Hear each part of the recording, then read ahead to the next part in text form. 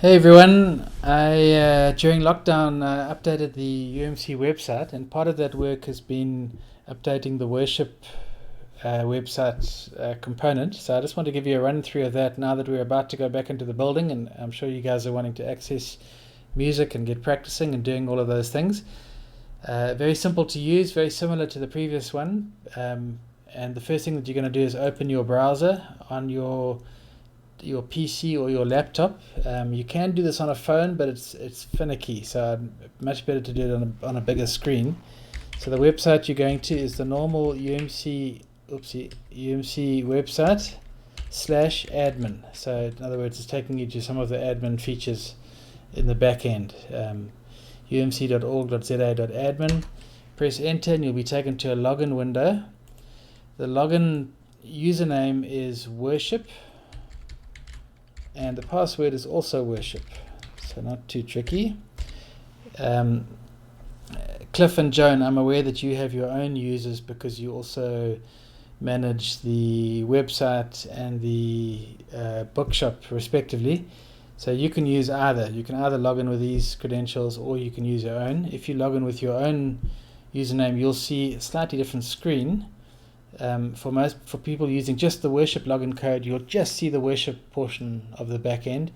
Cliff and Joan, if you log in using your credentials, you'll also see the other functions that you're authorized to use. So the bookshop manager stuff might be there, or Cliff, the website manager. Cliff, you'll have a whole string of icons along the top. Alright, so when the page first opens up, you get brought to this dashboard, and it shows you all the songs that have recently been added, the most recent 10, and the liturgy most recently added. And once we start creating sets, it'll show you the songs that have been played the most in recent times. So these four windows here, these four icons are where you're going to be doing most of your work, probably mostly in songs and sets. But let's have a look at the songs window first. So click on that icon, and you can see a list of all the songs that we have in the database. There are 362 at the moment. It's quite useful when you're looking at this stuff to filter out what you don't want to see. So maybe you want to remove the archive songs, because those are songs that we very seldom use. They're old ones.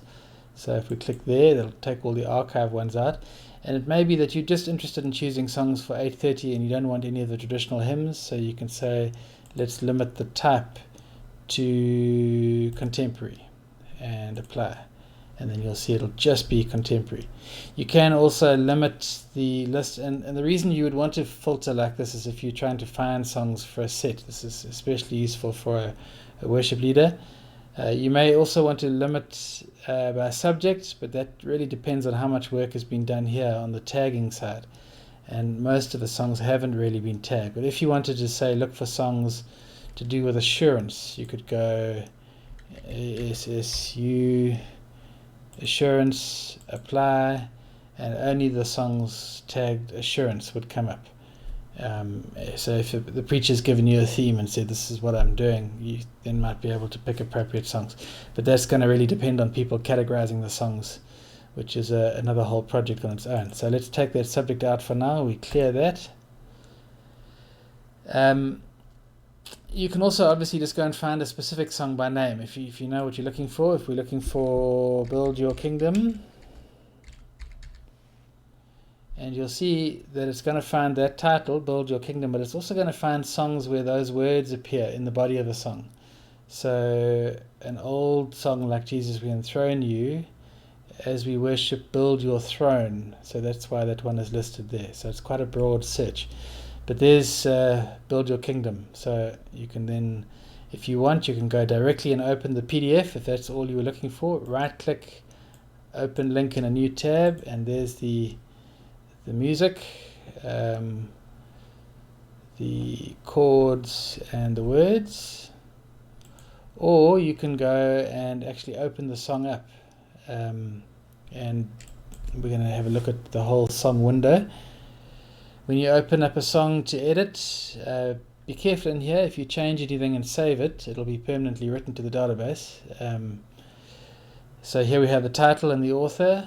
which obviously won't change once the song is first added. If the song has been used in any sets, the recent sets that it's appeared in will appear in that box. Here's the lyrics text box, and there are a couple of conventions that are used here that you need to follow quite closely if you want the PDF to appear properly. So the description of the verse, so verse 1, verse 2, pre-chorus 1, verse 3, there's chorus, all of those appear in curly brackets. Okay, so if you put curly brackets around text like that, then in the PDF you'll see it'll go grey and move nicely to the left like that. If you don't follow the convention, who knows what will happen.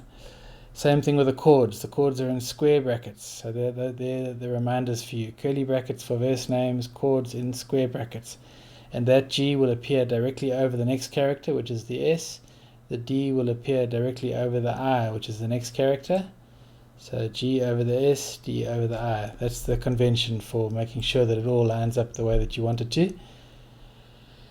We can transpose. If you would like to have the song in the key of A instead of G, we can transpose up. That moves everything up to G sharp once more, up to A, so it goes up one semitone at a time. There we go, now it's an A, and we can take it back down again. The details tab shows all the other fields that kind of secondary fields. So here you could put subject tags in to say maybe this song has to do with the church, build your kingdom, and we are your church, and so that's the theme there. We might want to say that's in the key of G.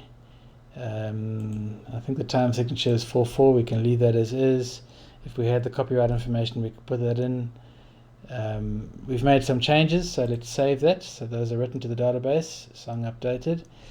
The final tab is media, and here you can put a link to an MP3 file if you have that, and if you put that in, then this audio player will come up and you can listen to the song and learn it that way. If you put a video link in, then it'll generate this video down here and people can learn the songs in that way. Just notice though that if you put a video in a YouTube video, and it needs to be in the embed form, so not the normal not the normal format is youtube.com.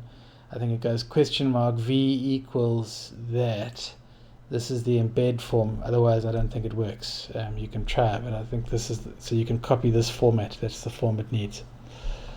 Alright, so that's the songs window. Mostly you're just going to be coming to the PDF and printing that. Then sets is next. Let's create a set and let's do one for last Sunday, shall we? Sunday the 12th of September. Let's add some songs. Let's put in Build Your Kingdom. You can just start typing that list. Is not in any particular order. Let's put in Be Thou My Vision. And let's put a piece of liturgy as well, say the Ascension Day benediction. And we're going to do this for the 8:30 service. Create and close. Oopsie, I wonder what on earth that is. Oh, let's try. Oh, that's interesting. It seems to want a date in advance. So maybe there's an error if you try to do an historical set. I wasn't aware of that. Okay. Now, if we go back to songs, and you'll see that if you're wondering why the list is so short, your last filter will stay there until you clear it. Let's just quickly have a look at Build Your Kingdom. You'll notice that the tag that we added now appears, and you'll see that it was last used in 4 days' time. So if the song has been used in a set, it'll tell you there when last it was played. So it's a helpful indicator that the song's being played too much or hasn't been played for a long time. Let's have a look at Build Your Kingdom, and you'll see that in the sets box now, that set link is there. And you can remove the song from that set by deleting it from there, and saving it, and it'll come out of the set. Alright, if we look at liturgy, you're probably going to spend less time here, but they're similar. The list of all the liturgy, you can search for what you're after there. You can limit by subject, so you can look for calls to worship or whatever's been added. If we look at the Ascension benediction, that was the one that we used in our test set. you'll see that it appears in that set. There's space for a title, for some tags, and in the text box here, it's not a plain text box, you can actually include formatting, so you can have bold text where you want people to say the words together, and so on. Lastly, quickly, here's the chords window, and I've tried to pre-populate most of the chords. There are a few that I still need to add, but you can see the format that it takes. An A major chord, you don't play the thick E bass string at all, that's why there's an X there. The A string, the second thickest string, is unfretted but is played, so it's a naught, and then those three strings D, G and B are all fretted at the second fret, and the thin E string is left open, which means that if we go and find a song with an A chord in, I wonder, I think this has got some A's in it. We look at the PDF. There's the diagram that is generated by that chord that we were looking at. Okay, so that's the first string is faded because it's not played at all, and then the A string and the thin E string are both empty, but they are played, and then those middle three strings are all fretted at the second fret. So that shows guitarists what they need to do, and you can add new chords. Only other detail to bear in mind is if you've got a chord like, let's go and find one. If you've got a chord like a G sharp minor,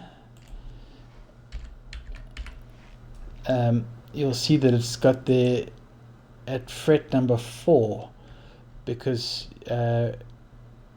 you go right down to the 6th fret for those two notes there, and the chord diagram wouldn't be long enough to fit all that on.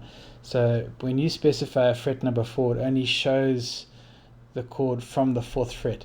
So if we're going to find a song that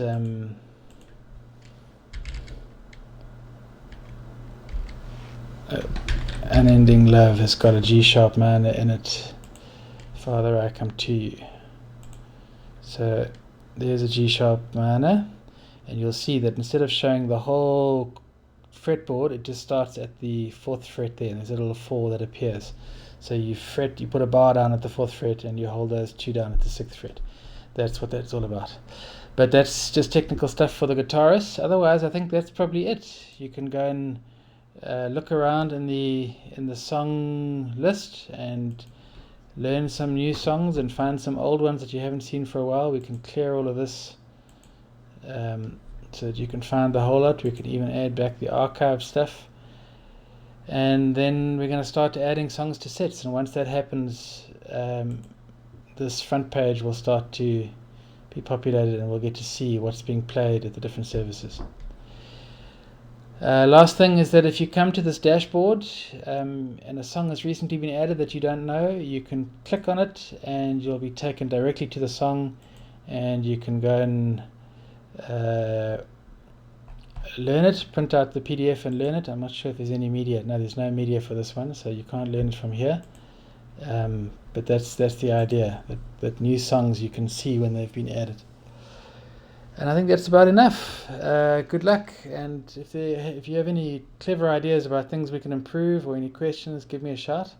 But hopefully this is basically working and we can start using it soon. Be exciting to have you guys leading us again in the early service. Looking forward to that. Right, cheers for now.